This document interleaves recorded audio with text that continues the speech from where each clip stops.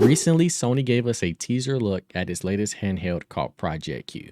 So I decided let's test this up against the undisputed king of handheld gaming, the Nintendo Switch. While it's no secret I'm a really big Sony fan, I'm not sure if this was the best move by them because at first glance, this product looks a little useless. I'm not going to even lie. First up, I really want to look at the screen. So the Project Q is going to have an 8-inch screen, 1080p LCD HD, going to have you 60 hertz per second. Whereas the Switch OLED, their newest model, is going to be 720p at 30 frames per second.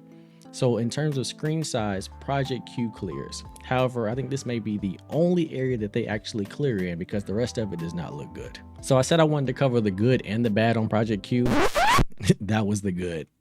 Whole lot more bad. For starters, you'll have to own a PS5 if you want to use Project Q. So that's already a $500 PS5 plus however much this is going to cost. Secondly, any games that you want to play must be installed on your PS5, and then you can play them on your Project Q over remote play via Wi-Fi. What? That's honestly where Sony lost me. Mandatory Wi-Fi, I feel like with a handheld console, the entire point is to play games on the go, in public transportation, on the bus, on the plane, on the train, in the car.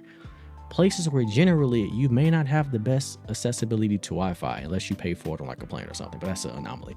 Why on earth would you make this console to where you can only play it over Wi-Fi? That eliminates majority of the people who are gonna play it. You just killed your target demographic. I ain't gonna lie, when I first saw this, I was like, okay, this is gonna be like the PSP2. This is gonna be like a PS5 on the go and be able to, just be chilling, playing portable PS5 games.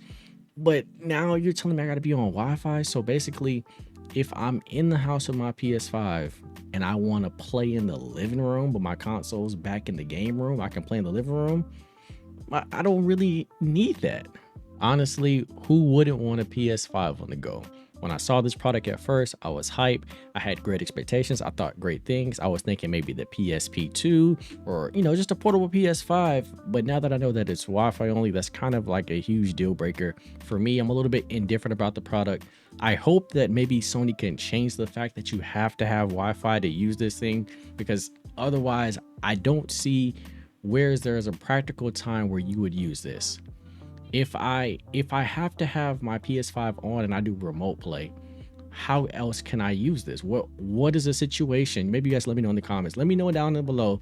What's a situation where you would need to be using a remote play console over Wi-Fi? And for those reasons alone, I have to give the edge to the Nintendo Switch as far as portability and just being an overall practical console. If you want to pay for a Nintendo Switch, you can get a game, put the game in, play it on airplane mode, play it with or without Wi-Fi, play it on your TV, play it without your TV in handheld mode, whatever you want to do. But for right now, I thought the PS Project Q could maybe compete with that, but this whole Wi-Fi thing it just blew me. I ain't gonna even lie to y'all. Last but certainly not least, let's talk about prices. Now, there's no official price yet for this Project Q, but I know Sony, and in their past, they don't typically have cheap products. They pretty much charge what they feel like their products are worth. They charge premium prices. For example, that PSVR 2 was more than the console itself. So if I had to be honest, I feel like this Project Q will probably go for $300 at the bare minimum. And for what they're giving us with this whole Wi-Fi thing, I don't even know if it's worth $150 right now, because it just seemed like a cool little extra remote. So I got to give price and for value for what you get towards the Nintendo Switch as well. I think that Project Q could have potentially been a huge splash back into the portable gaming realm for Sony. However, that Wi-Fi only feature killed it for not only myself, but I know a lot of other potential consumers.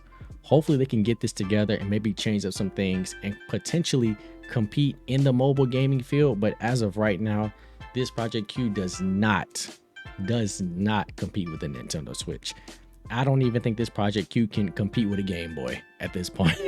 But those are just my first impressions of the Project Q. We're not going to be getting this thing until 2024, so I'm pretty sure between now and then we're going to be getting a lot more news and possibly some more features, and we'll maybe be able to see maybe some other updates. Perhaps this feedback that I'm giving and others are giving will reach Sony somehow, and they'll say, you know what, let's change some things, let's tweak some things, or maybe even push release back.